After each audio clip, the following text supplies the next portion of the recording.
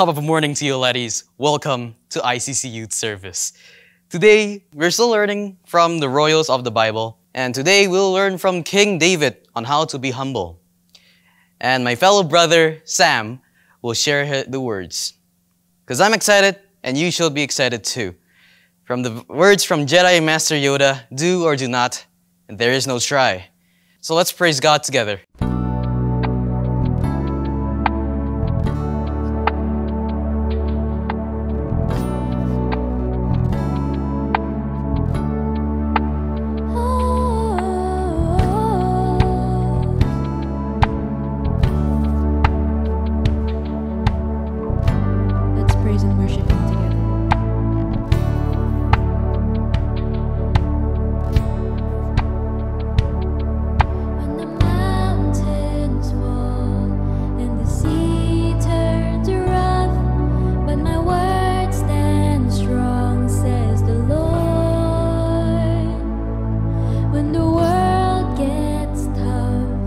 Filled with broken hearts, but my love won't fail, says the Lord.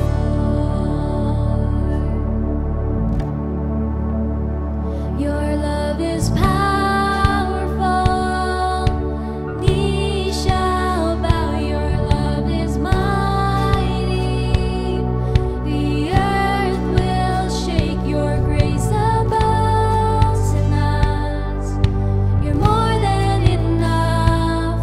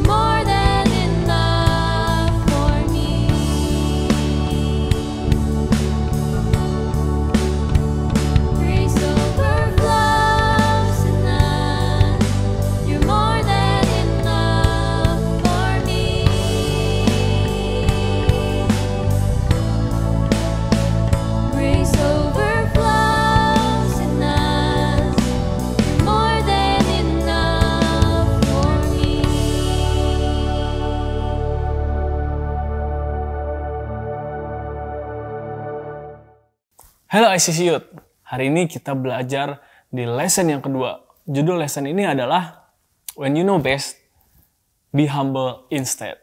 Nah, yang bawain firman Tuhan hari ini bukan gua, tapi dia adalah Samuel. So guys, enjoy the Royals. Y'all ready for this?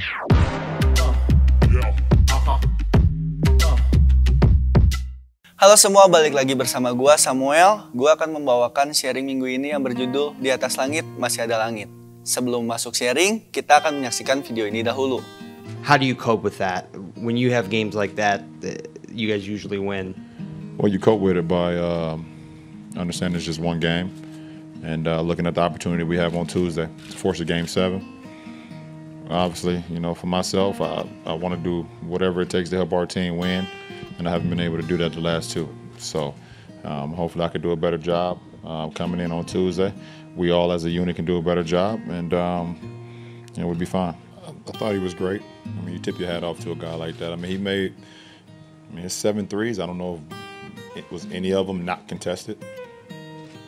Hand in his face, falling, step backs off the dribble. You know, I'm okay with that. We're okay with that. I mean, you know, you tip your hat to a guy who makes shots like that, and he's the guy that can do it in our league. He's the best shooter in our league. So that's not why we lost. I mean, we give up 18 fast break points. You know, we give up 15 second chance points. You know, Steph was special, obviously, but you know, him hitting those step back threes is not why we lost the game. Do you feel a lot less pressure this finals run just because you are undermanned and you had some injuries as opposed to previous years? Nah, I feel confident because I'm the best player in the world. That's simple. Wow, pada tahu nggak tadi siapa? Siapa lagi kalau bukan LeBron James, pemain terbaik pada saat itu. Banyak orang bakal bilang dia arogan, ataupun banyak orang yang bakal bilang dia pede. Kalau saya sih percaya dia pede dalam kemampuannya, karena emang kemampuan dia sebaik itu. Saya juga pun pernah merasa saya yang terbaik atau yang terbenar pada saat saya makan sereal. Dulu saya makan sereal susu dulu baru sereal, tetapi yang benar adalah sereal dahulu baru susu. Mengapa? Karena jika saya masukkan susu dulu baru sereal, serealnya kemana-mana. Dan saya pun percaya kepada orang yang memberitahukan saya bahwa sereal dahulu baru susu. Mengapa? Karena dia lebih sering makan sereal dari saya. Nah, sekarang kita akan lihat situasi yang mirip, tetapi kita flashback ke 3000 tahun yang lalu, di mana Raja Saul digantikan oleh Raja Daud. Di situ, Daud menjadi raja, tetapi dia ke-distract oleh hal-hal lain, seperti powernya. Dengan powernya tersebut, dia memimpin Israel dengan salah, dan juga dia merusak salah satu hubungan terpentingnya, yaitu hubungan dengan anaknya, Absalom. Absalom ini adalah anak ketiga dari Daud. Dia seseorang yang ganteng, yang pintar, dan sampai dibilang flawless atau tidak ada salah. Tetapi itu semua tidak cukup untuk Absalom, dan Absalom pun menjadi greedy. Di 2 Samuel 15 ayat 1-14 diceritakan bahwa Absalom ingin pergi ke Hebron dengan alasannya untuk membayar nazarnya, yang berarti janjinya untuk ke Tuhan. Tapi itu bukan tujuannya. Tujuannya adalah berkampanye secara gelap. Di Hebron dia menyebarkan rumor bahwa dia adalah Raja Hebron pada saat itu. Dia juga mendapatkan pendamping Daud untuk menjadi pendampingnya. Tentu hal itu membuat dirinya lebih kuat. Tetapi suatu hari Raja Daud mendengarkan rumor-rumor tentang anaknya Absalom. Dia pun langsung memberitahu kepada rakyat-rakyatnya dan orang-orangnya untuk mengevakuasikan daerah tersebut. Kita bisa lihat di sini kearoganan Hebron yang dia bisa percaya bahwa dia bisa menjadi raja yang lebih baik dari ayahnya, yaitu Daud. Dia sampai memanipulasi orang, mendengarkan kemauan orang secara gelap, dan juga melakukan apa yang mereka mau, tetapi bukan untuk membuat warganya senang, tetapi untuk tujuannya diri sendiri. Di situ kita bisa lihat keegoisan Absalom. Sekarang kita akan lihat juga situasi di 2 Samuel 18 ayat 1-14 dan juga ayat 31-33. Di ayat 1-14 kita bisa lihat situasi peperangan di hutan Efraim, di mana Absalom membawa tentaranya dan Daud juga membawa tentaranya untuk perang. Di tengah peperangan itu ada satu tokoh yang ditunjukkan karakter aslinya, yaitu Daud yang mengasihani anaknya. Dia memberitahukan kepada tentara-tentaranya untuk tidak menyakiti Absalom.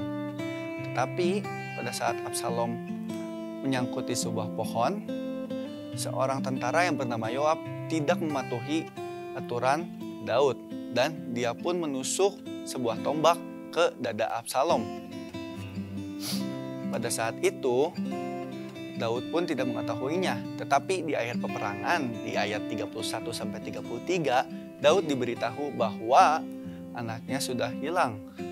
Daud pun berteriak di ayat terakhirnya, "Anakku, anakku Absalom, anakku," dan seterusnya. Di situ kita bisa lihat kasihannya Daud dan kesayangannya Daud kepada anaknya, tetapi kita bisa lihat juga Absalom yang arogan dan membawakan semua musibah ini. Kita bisa lihat mengapa Absalom seperti ini. Satu, dia kekurangan ilmu. Dua, dia belum siap. Ketiga, yang terpenting adalah dia melanggar perintah Tuhan ataupun kita bisa bilang God's plan. Mungkin Anda bertanya, apa yang harusnya kita lakukan? Jawabannya ada di Matius 23 ayat 12. Dan barang siapa meninggikan dirinya, ia akan direndahkan. Dan barang siapa merendahkan dirinya, ia akan ditinggikan. Pertanyaan Anda dijawab dalam ayat itu. Dikatakan bahwa kita harus merendahkan diri untuk ditinggikan. Sedangkan kalau kita arogan, kita akan direndahkan. Nah, sekarang kita akan melihat sebuah klip interview Nelson Mandela. Mari kita nonton. Well, I hated oppression. And when I think about the past, the type of things they did, I feel angry. You have a limited time to stay on earth. You must try and use that period for the purpose of transforming your country into what you desire it to be. And therefore, you had to reject all negative features in your own soul, in your blood system, and focus your attention on the positive things. I wanted to be known as Mandela, a man with weaknesses, especially because I knew it was not the contribution of an individual which would bring about liberation and the peaceful transformation of the country. And my first task when I came out was to destroy that myth that I was something other than an ordinary human being. I had said that you're one of the most humble person I'd ever met. Wow, kita bisa lihat di video itu bahwa Nelson Mandela seseorang yang sangat berperan dalam sejarah Afrika Selatan. Dia diinterview oleh seseorang yang sangat besar juga, yaitu Oprah. Di saat itu, dia bisa mengatakan semuanya tentang dirinya. Oh, saya begini, saya begitu. Tetapi dia tidak menginginkan itu. Dia ingin menyampaikan tujuan besarnya, yaitu liberalisme. Nah, kita bisa lihat di situ bahwa Nelson Mandela adalah seseorang yang sangat kuat, seseorang yang sangat terkenal dan sangat berperan, tetapi dia masih menjadi seorang yang humble. Dia masih ingin memperlihatkan dirinya seorang yang biasa, bukan Nelson Mandela sang pahlawan atau Nelson Mandela sang yang lain. Dia ingin memperlihatkan dirinya yang humble dan dia adalah seorang manusia biasa. Nah, sekarang kita akan memulai penutupnya, di mana kita akan belajar poin-poin yang penting. Apa itu? Deck. Di mana kita harus mengetahui apa deck kita. Seperti sebuah deck kartu, kita tahu apa yang ada isinya, kita juga harus tahu apa yang kita harus lakukan. Kita mulai dari D, desire, keinginan kita untuk belajar. Jadi kita itu tidak boleh seperti kayak bla bla bla bla bla. Kalau orang mengajarkan kita, kita harus mendengarkan, bukan malah melawannya. E adalah ego, di mana kita harus ketahui diri kita, di mana kita arogan dan di mana kita tidak. Jika kita mengetahui kita di mana arogan, pada saat situasi itu kita harus memperbaikinya dan tidak menjadi arogan. Kita lanjut ke C, cermin, di mana kita harus mengaca, di mana kemampuan kita di mana kita tidak bisa, di mana kita bisa. Dan juga K, knowledge. Kita harus ketahui diri kita bahwa masih banyak yang kita belum tahu. Nah, setelah 4 poin itu, kita bisa datang ke sebuah konklusi di mana kita harus pede tetapi kita juga harus humble, di mana kita harus ketahui di mana kita bisa, misalkan, oh saya bisa berlari secepat ini. Nah saya pede saya bisa berlari secepat itu. Tetapi kita juga tidak boleh seperti, oh saya bisa mengalahkan orang itu, padahal kita belum tahu orang itu secepat apa. Nah dengan itu kita harus ingat satu quote, yaitu judul dari khotbah ini. Di atas langit masih ada langit. Terima kasih. Oke Sam, wow keren banget sharingnya Sam. Thank you udah sharing buat kita semua. Nah guys, bener banget apa yang Sam bilang tadi. Kita harus humble. Jangan kayak Absalom. Dia ambisi ingin menjadi raja. Dan dia sombong. Akhirnya dia jatuh guys. Nah, be humble itu bukan berarti kita nggak bisa confident. Sama kayak LeBron James tadi. Walaupun dia humble, tapi dia tetap LeBron James. Dia tetap main basketnya jago. Nah, jadi walaupun kita humble, kita nggak akan kehilangan siapa diri kita. Jadi kalaupun kita tahu segalanya, kita punya banyak pengetahuan, kita tahu kita adalah yang terbaik di ruangan itu, tapi kita harus tetap humble. Karena ketika kita humble, itu justru tidak akan mengubah posisi kita. Kita tetap menjadi orang yang terpintar di ruangan itu. Kita akan tetap menjadi orang yang terbaik, atlet yang terbaik. Tapi ketika kita humble, justru kita akan membuka banyak opportunity untuk kita bisa belajar untuk menjadi yang lebih baik lagi. Oke guys, sekarang kita mau berdoa. Tuhan Yesus, terima kasih Tuhan untuk firman-Mu. Biar Roh Kudus-Mu yang ada di dalam kehidupan kami dapat menolong kami Tuhan. Kuasa-Mu boleh menolong kami Tuhan untuk boleh menjadi pribadi yang lebih humble lagi Tuhan. Kami mau untuk belajar, kami mau untuk rendah hati Tuhan. Biar Tuhan yang pimpin kami Tuhan. Tuhan berikan hikmat ke dalam kehidupan kami, ke dalam pribadi kami Tuhan. Untuk kami boleh mengerti apa kehendak-Mu di dalam kehidupan kami. Dan kami boleh menjadi pribadi yang semakin rendah hati lagi Tuhan. Terima kasih Tuhan menyerahkan teman-teman youth di dalam lindungan penyertaan tangan Tuhan Yesus. Dalam nama Yesus kami berdoa bersyukur. Haleluya. Amin. Oke guys, kita ketemu lagi minggu depan di lesson yang ketiga. Siapa yang akan sharing? Kita belum tahu. So don't miss it. Kalian pastikan untuk ikut ibadah youth minggu depan. See you guys. ICC Youth.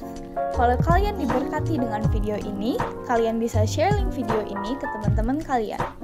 Selain itu, aku juga mau ngajakin kalian untuk ikut iClick yang diadakan setiap hari Jumat by Zoom. Kalian bisa kontak ke Instagram @ICCYouthBDG atau kalian bisa juga kontak ke nomor WhatsApp atau Line yang tertera di layar. Bagi kalian yang rindu untuk memberikan persembahan, bisa melalui bank atau electronic money yang tersedia. Dan kalian tinggal scan QR code yang ada di layar ini. Sekian informasi dari gua. Happy Sunday and God bless you.